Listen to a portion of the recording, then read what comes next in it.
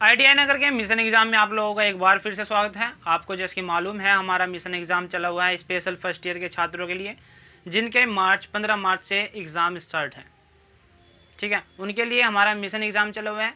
और आपको मालूम ही है मिशन एग्ज़ाम में से हमारे 100% क्वेश्चन मिल रहे हैं आपकी ITI की परीक्षाओं में। यदि जो 15 मार्च में हमारा एग्ज़ाम हुआ है उसका सॉल्यूशन देखना है तो आप हमारे मिशन एग्ज़ाम के नाम से प्लेलिस्ट है उसमें जा सकते हैं, वहाँ पर आप जाकर देख सकते हैं।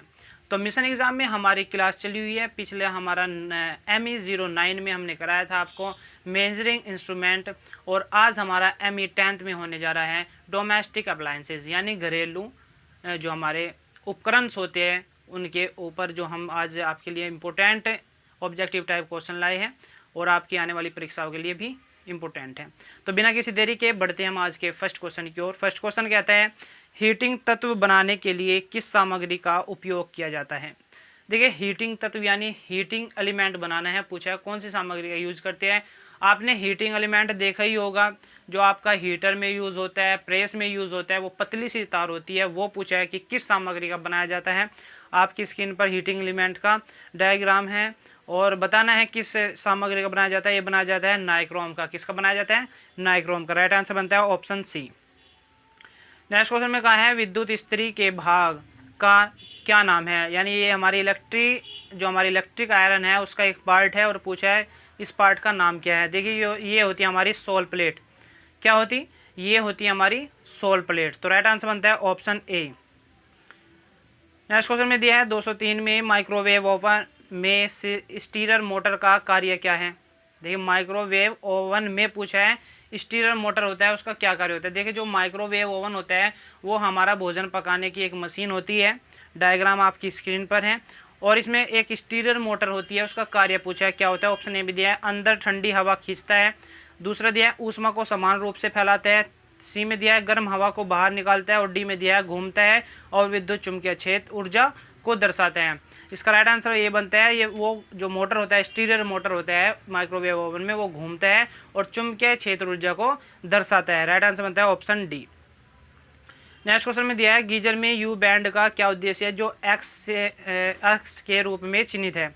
देखिए, डायग्राम ये है हमारा और इसमें पूछा है जो ये एक्स से चिन्हित है और ये हमारा गीजर का डायग्राम है और पूछा है जो एक्स से चिन्हित है इसका क्या नाम है, क्या कार्य है इसका। यू बैंड, नाम तो इसका यू बैंड है लेकिन कार्य क्या है इसका? कार्य होता है पानी की निकासी को रोकता है। जो राइट आंसर बनता है ऑप्शन ए, पानी की निकासी को रोकता है।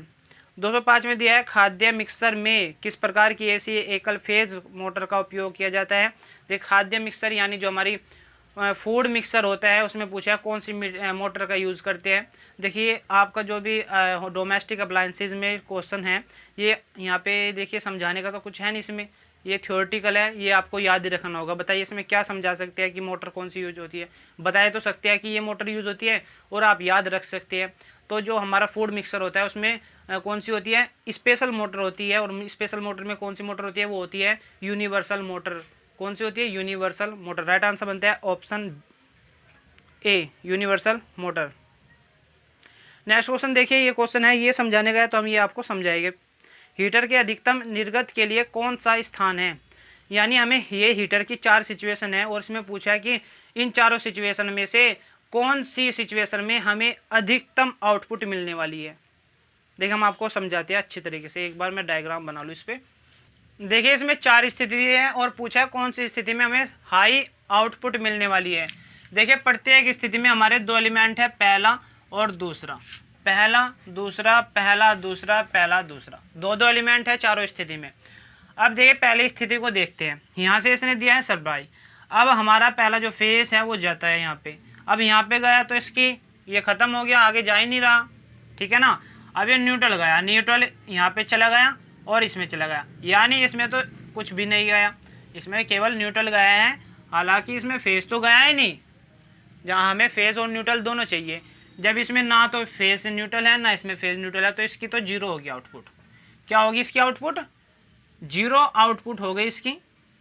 अब इसकी देखते हैं दूसरी स्थिति की।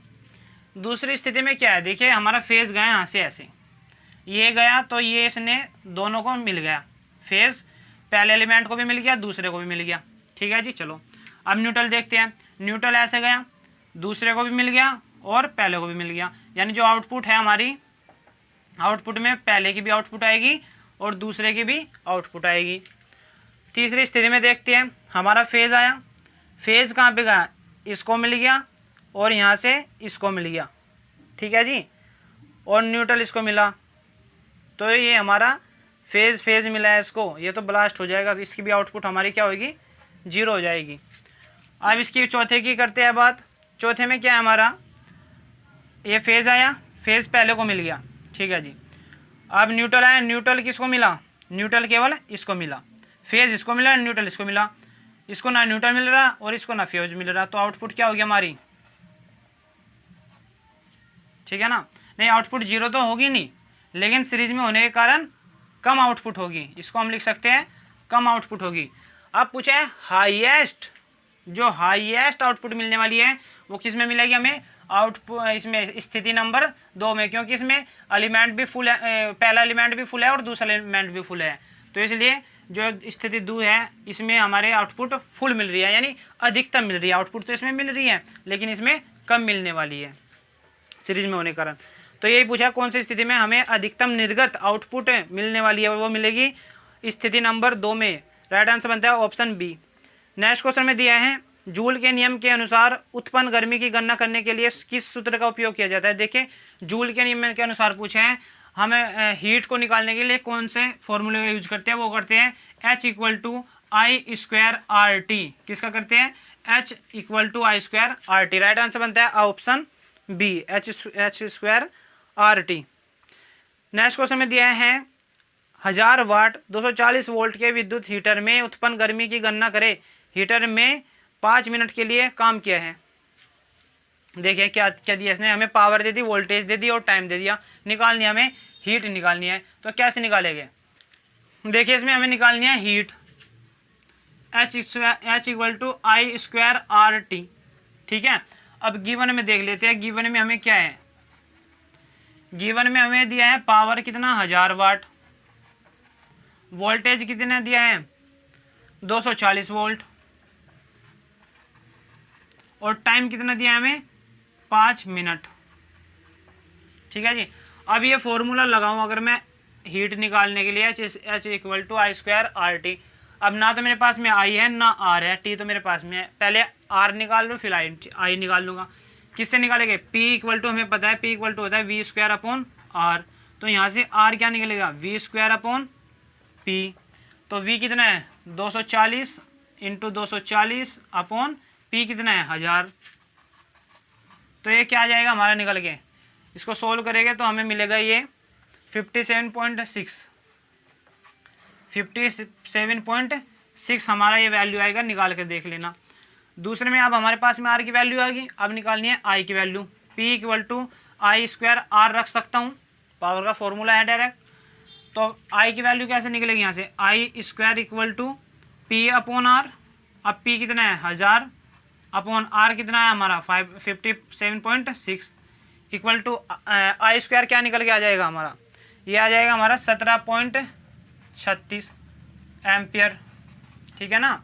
ये क्या आया हमारा, ये आया हमारा I²। अब मेरे पास में I² भी हो गया, R भी हो गया, T भी हो गया मेरे पास में। अब वैल्यू पुट कर लेता है उसमें, H=I²RT। I कितना है I² 17.36 गुणा R कितना है 57.6 गुणा T कितना है 5 मिनट। लेकिन हमारा T यहाँ पे किस में होता है, वो होता है सेकंड में। इसको सेकंड में बनाऊंगा तो मल्टीप्लाई किसकी कर दूंगा, मल्टीप्लाई कर दूंगा मैं किसकी करूंगा 60 की, तो कितना आ जाएगा हमारा 300 सेकंड। तो करो मल्टीप्लाई यहाँ पे 300 सेकंड की, तो यहाँ पे जो बनकर आएगा ये आएगा 2, ये निकाल के देख लेना, यही आएगा बन के। अब ये आ गया हमारे पास में, ये आया हमारा जूल, ठीक है। अब ऑप्शन में देखो, आपको जूल में दिख रहा है कहीं, जो ऑप्शन है आंसर आपको जूल में मिल रहा है क्या, कोई से भी ऑप्शन में मिल नहीं रहा ना, किलो कैलोरी में मिलना है, यानी हमें जूल को किलो कैलोरी में बदलना है। अब हमें पता है 1 जूल इक्वल टू होता है 1/4.18 कैलोरी के बराबर होता है ना।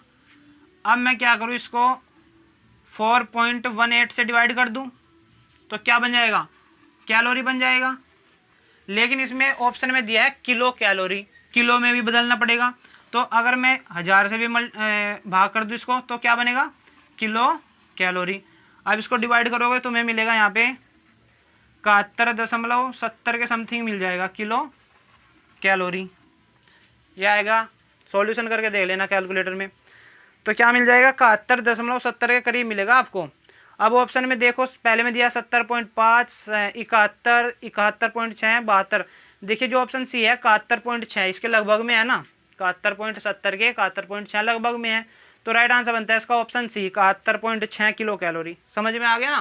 पहले हमने ये फॉर्मूला लगाया, फॉर्मूले में हमें आई चाहिए था, आर चाहिए था, तो हमने पावर का फॉर्मूला लगा के आर निकाल लिया यहाँ पे, फिर इसी का फॉर्मूला लगा के आई निकाल लिया। अब इस फॉर्मूले में हमने वैल्यू पुट कर दी यहाँ पे, और यहाँ पे आया था हमारा जूल। जूल को कैलोरी में बदलने के लिए हमने किस में किया, 4.18 से इसको डिवाइड कर दिया, ठीक है ना।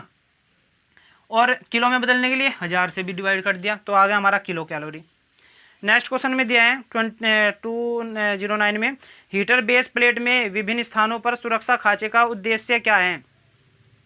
हीटर बेस प्लेट में पूछा है, जो हमारी हीटर की प्लेट होती है जिसमें एलिमेंट लगाया जाता है, उसमें खांचे बने होते हैं, उसका उद्देश्य क्या होता है।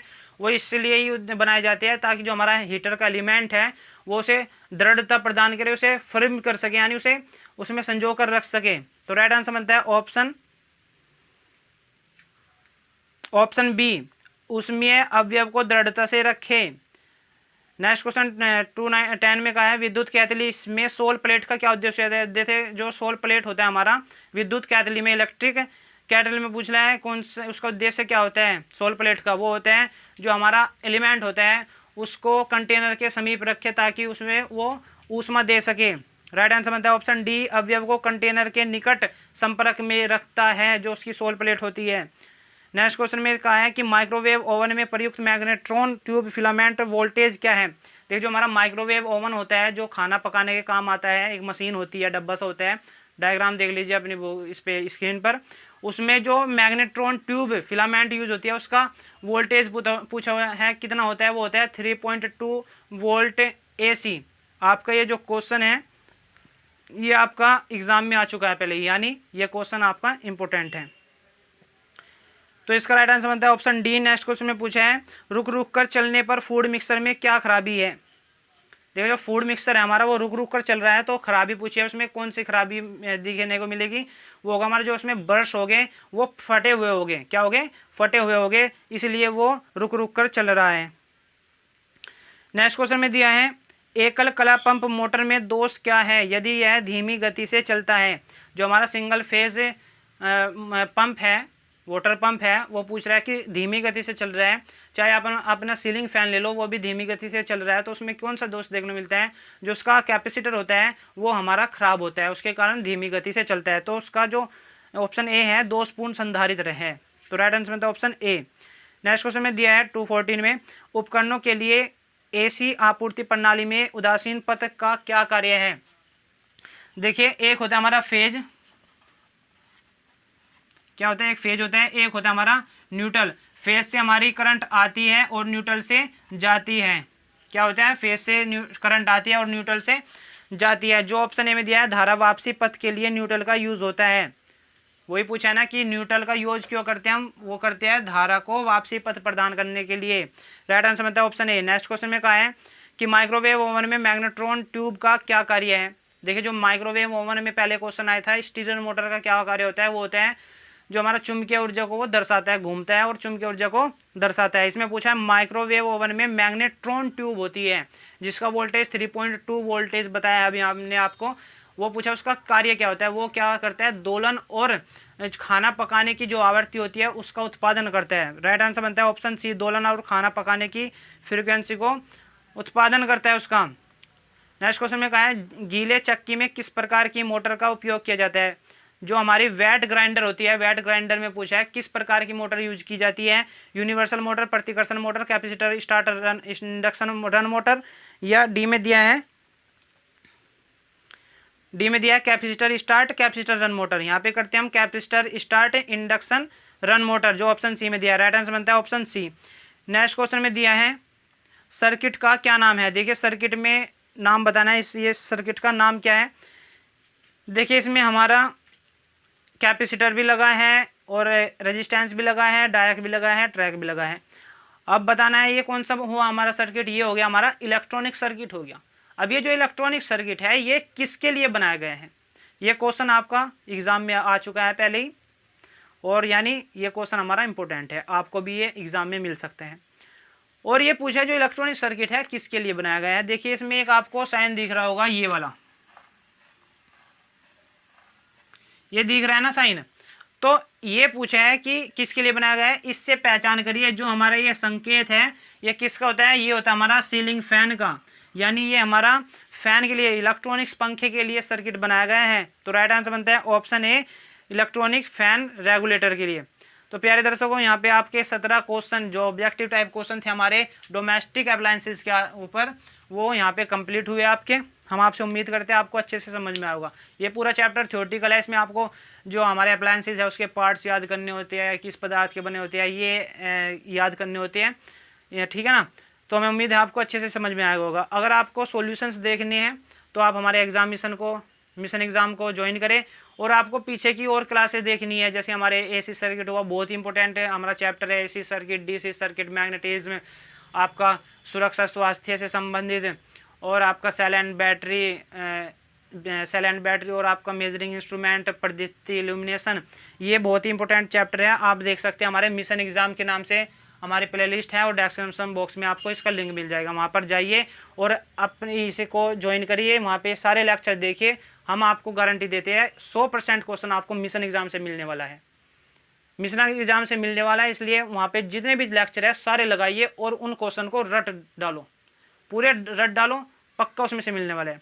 तो प्यारे दर्शकों हमें उम्मीद है आपको आज का यह लेक्चर पसंद आया होगा। अगर पसंद आया तो वीडियो को लाइक करें और ऐसे ही अच्छे अच्छे लेक्चर्स पाने के लिए, ऑब्जेक्टिव टाइप क्वेश्चन पाने के लिए ITI नगर को सब्सक्राइब करें और अपने दोस्तों का अच्छा पेपर बनाने के लिए, उनका मार्गदर्शन करने के लिए, उनका ज्ञानवर्धन करने के लिए उन तक इस वीडियो को शेयर करें। मिलते हैं नेक्स्ट वीडियो में, अब तक के लिए धन्यवाद। जय हिंद, जय भारत।